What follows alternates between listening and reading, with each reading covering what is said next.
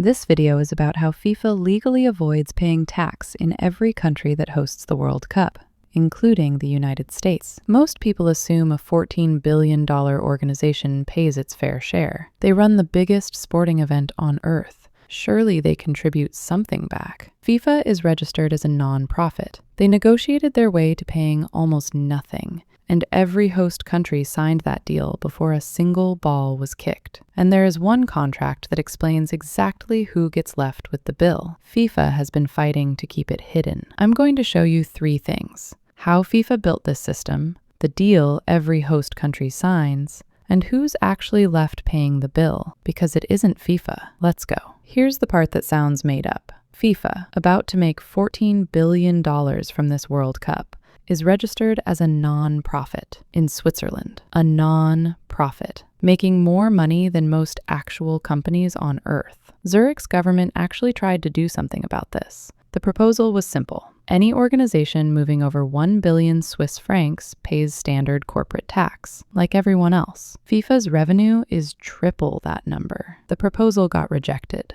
FIFA's official explanation? They exist to send money back into football development worldwide. And to be fair, some of it does go back. But picture a pipe.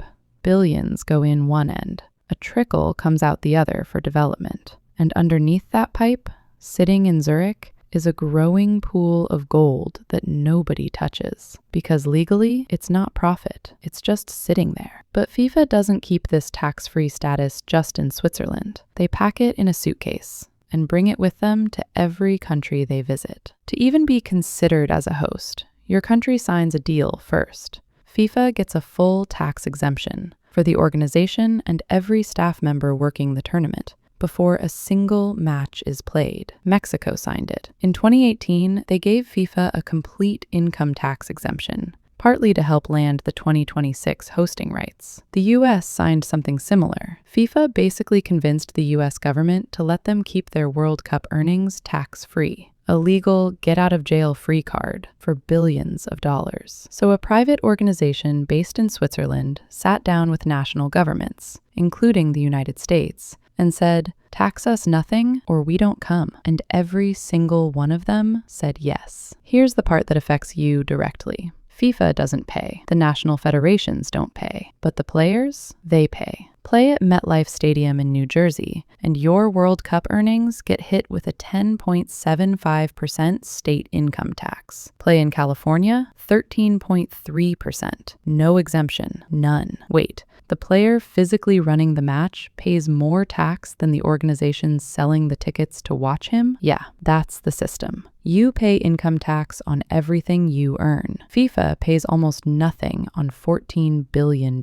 Same country, different rules for different people. And it's not just the players. This tournament is expected to generate $47 billion in economic activity across host cities. Over 340 million of that just for the LA region alone. Which brings us to that contract. A few weeks before kickoff, LA still hadn't said publicly how much of that $47 billion actually reaches local people versus how much local taxpayers are putting into it. The contract between the host committee and FIFA, confidential. FIFA has been fighting to keep it that way. So here's the full picture. FIFA generates record revenue. This tournament, $14 billion. Nearly $11 billion of that is pure profit. The most profitable World Cup in history. Remember that pool of gold under the pipe? It just got $14 billion bigger, and almost none of it gets taxed. The host country pays for the stadiums, the security, the roads, the infrastructure. The players pay full income tax on what they earn. And you, watching at home, buying the jerseys, the subscriptions, the tickets, you're part of the $47 billion keeping this entire machine running. Everyone in this chain pays something, except the one making the most. Funny how that works out. That's not a conspiracy. It's not an accident. It's just the deal every country keeps signing, because the trophy is worth more than the bill. At least, that's what they tell you. So here's the question. Is the prestige of hosting worth the bill your taxes help pay? Tell me in the comments, because the next World Cup host is already being decided.